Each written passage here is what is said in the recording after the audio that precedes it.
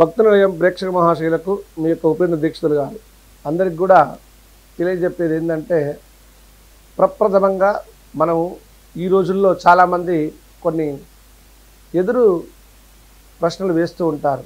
ఏమనంటే, దేవుడంటే ఎవరు?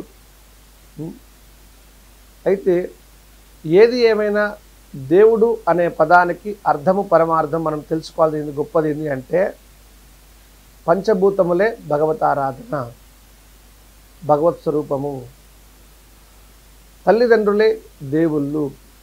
ఇది మనం గుర్తుపెట్టుకోవాల్సిన విషయం.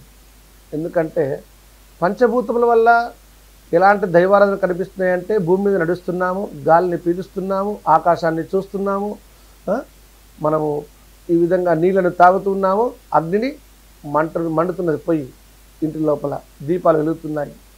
ఇవి మనం చూస్తున్నవి కాబట్టి ఇవే దైవారాధన కిందకి మనం లెక్క కట్టుకోవాలి.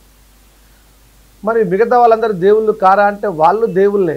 వాళ్ళందరూ మనం విగ్రహారాధన ఇవి ఏర్పాటు చేసి, ఇక్కడ ఈ పంచభూతాలను విగ్రహారాధన ఏర్పాటు చేసుకోలేం కాబట్టి వాటిని చెప్పిన మహానుభావుల్ని విగ్రహారాధనగా చేసి మనం పూజిస్తూ ఉన్నాము. అంటే కృతాయుగంలో శ్రీకృష్ణుడు చెప్పాడు, పంచభూతాలను పూజిస్తే అందరూ బాగుంటారు. అందుకే ఆయన విగ్రహారాధన చేసి మనం పూజిస్తూ ఉన్నాం.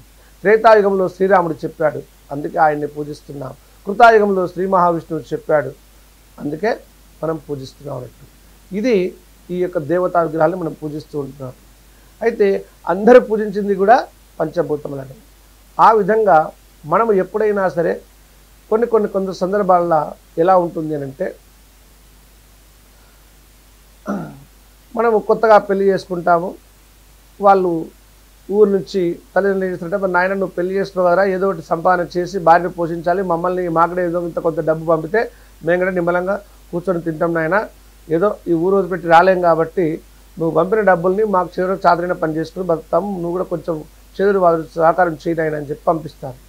అలా వచ్చిన వాళ్ళు ఎప్పుడైనా సరే మంచి ఇల్లును వెతుక్కొని ప్రప్రథమంగా ఆ ఇంట్లోకి వెళ్ళినప్పుడు మన చేత కానీ, లేదా మన బంధువుల చేత కానీ, మన మిత్రుల చేత కానీ, మన శ్రేయోభిలాషుల చేత కానీ ఆ ఇంట్లో ఏదో ఒక రకమైన పూజ చేయించుకొని మనం ఆ ఇంట్లో నివసిస్తే మనకు మంచి చేకూరుతుంది.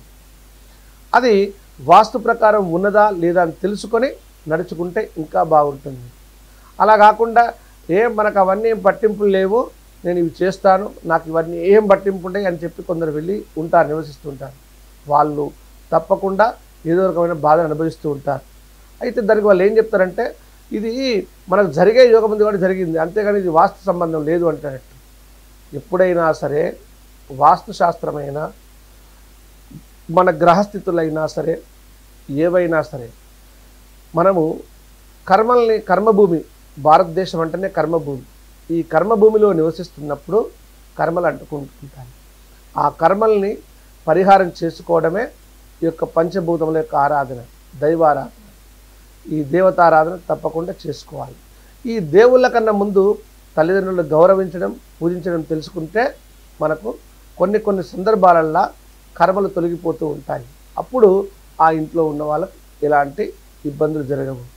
అందుకే కొందరు సహజంగా చూడండి, తల్లిదండ్రులని బాగా చూస్తుంటారు, అలాంటి వాళ్ళకి ఎలాంటి కష్టములు రావు. చూడడము అంటే వారి సహస్తాలతో వాళ్ళు సేవ చేస్తూ ఉంటారు కాబట్టే వాళ్ళు కొన్ని సందర్భాలలో దోషము ఉన్న ఇంట్లో కూడా వాళ్ళకు నష్టములు రావు. ఎందుకు రావయ్యా అంటే, ఆ కర్మను తల్లిదండ్రులు తీసుకుంటారు, అది వీళ్ళపైన పడకుండా తల్లిదండ్రులపైన పడుతుంటుంది. ఆ తల్లిదండ్రులు వాళ్ళు ఎప్పుడు రోజు దైవనాశనం చేస్తారు కాబట్టి ఏదో రకంగా వాళ్ళకు తొలగిపోతూ ఉంటుంది. అందుకనే ఎప్పుడైనా సరే తల్లి, తండ్రి, గురువు, దైవాన్ని 4వ స్థానంలో పెట్టారు మన భారతదేశంలో. ఎందుకయ్యా అంటే, తల్లి జన్మనిస్తుంది, తండ్రి కారణభూతుడు అవుతాడు, గురువు విద్యాబోధన చేస్తాడు, ఇక దైవం ఎప్పుడయ్యా అంటే ఈ ముగ్గురిని వదిలేసిన తర్వాత నేనున్నానయ్యా అన్నాడు. ఈ ముగ్గురిని పూజించుకుంటే నా దగ్గరికి అవసరం లేదని చెప్పాడు దేవుడు ఎప్పుడైనా సరే. అయితే మనం ఏం చేస్తున్నాము, ఈ ముగ్గురిని వదిలేసి దేవుడిని పట్టుకున్నాము. అప్పుడు దేవుడు ఏం చేశాడు, నేను నిమిత్త మాత్రను, నీ కర్మ నువ్వు అనుభవించాల్సింది అని చెప్పేశాడు. అందుకే కొందరు బాధల్ని అనుభవిస్తూ ఉన్నారు. అందుకని ఆ బాధల్ని పోగొట్టుకోవాలంటే ఎప్పుడైనా సరే మనం ఏ ఇంటికి వెళ్ళినా సరే, నవ దంపతులు అయినా సరే, ముందు తల్లిదండ్రుల యొక్క ఆజ్ఞ మేరకే వాళ్ళు బయటికి వచ్చి వాళ్ళ యొక్క ఆశీర్వాదం తీసుకొని ఆ ఇంట్లో కొత్తగా వచ్చే ఇంట్లో మన తల్లిదండ్రుల చేతనే పూజ చేయించి వాళ్ళ చేతనే పాలు పొంగిచ్చి ఆ ఇంట్లో ఉన్నట్లయితే మనకు ఎలాంటి దోషాలు అంటుకోవు అని చెప్పేసి వేదశాస్త్రాన్ని కూడా మనకు తెలియజేసినాయి. అదందరూ కూడా గుర్తించి నడుచుకుంటే శుభప్రదం, జయప్రదం. శుభం భూయాత్.